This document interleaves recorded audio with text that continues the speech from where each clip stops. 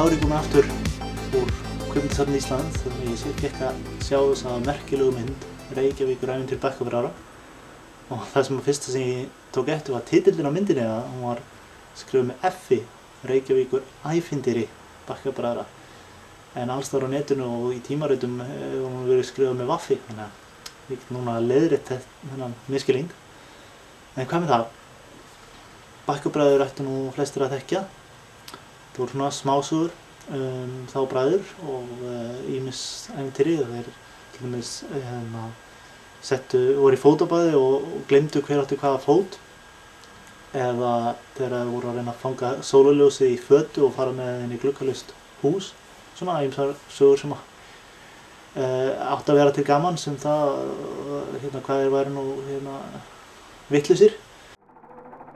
Ég á ekki eintak af myndinni en fann smá bút úr henni á netinu. Bræðurnir heita eins og í þjóðsögunni Gísli, Eiríkur og Helgi en ævintýrin sem þeir lenda í bíómyndinni eru eiginlega að öllu mestu eða líklega, eiginlega bara öllu leyti ný held ég.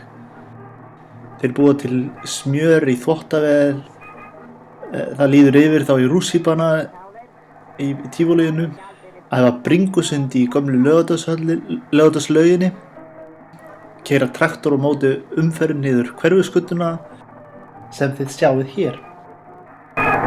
Stopp!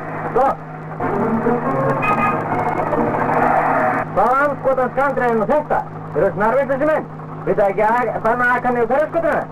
Það er ekki nú tafarlaust upp Klappastíg og niður Laugaveg. Já, niður Laugaveg.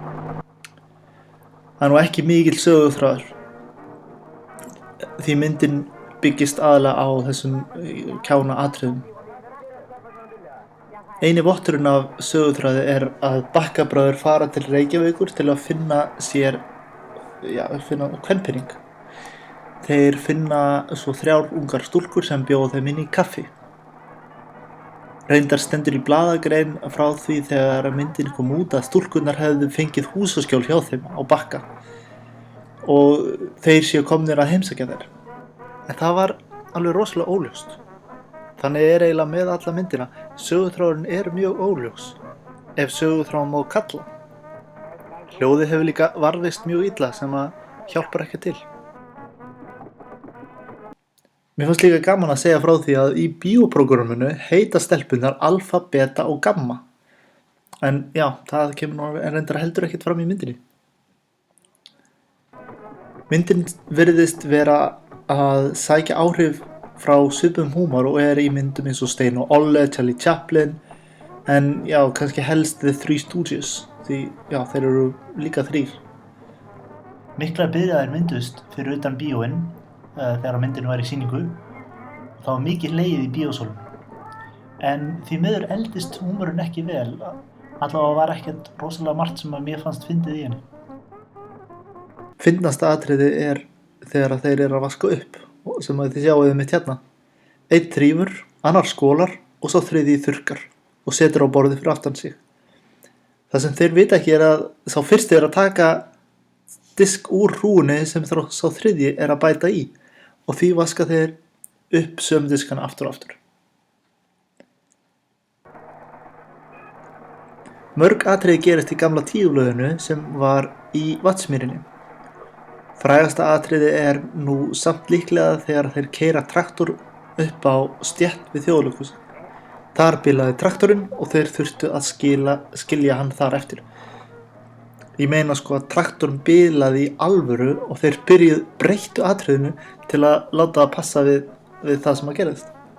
Mikil forvitni var á Reykvíkingum þegar að tökuliðið var á götum borgarinnar og 3 furðulegir karakterar voru að sveima fólk var alls ekkert vant því að það væri verið að taka upp einhverja bíómynd.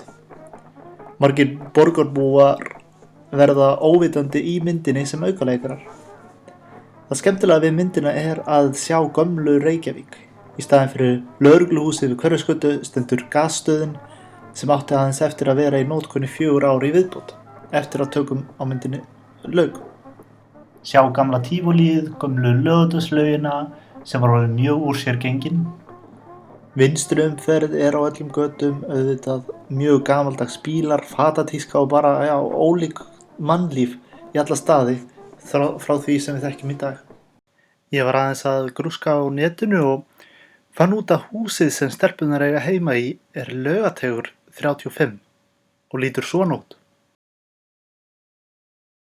Ég fletti líka upp bókinni sem einn af þeim var að lesa í byrjun myndinnar. Hún heitir Kvennafræðarinn eftir Elínu Jónsson. Yfirleitt er hún nefnd Elín Brím en bókin er mjög fræg og var til á flestum heimilum. Óskar nefndi það í einu viðtali frá því þegar myndin kom út að hann myndi gera fleiri myndir en Bakkabræður ef þess gengur vel. En já, það gerðist nú aldrei. En það kannski gekk hún ekkert vel, ég veit það ekki.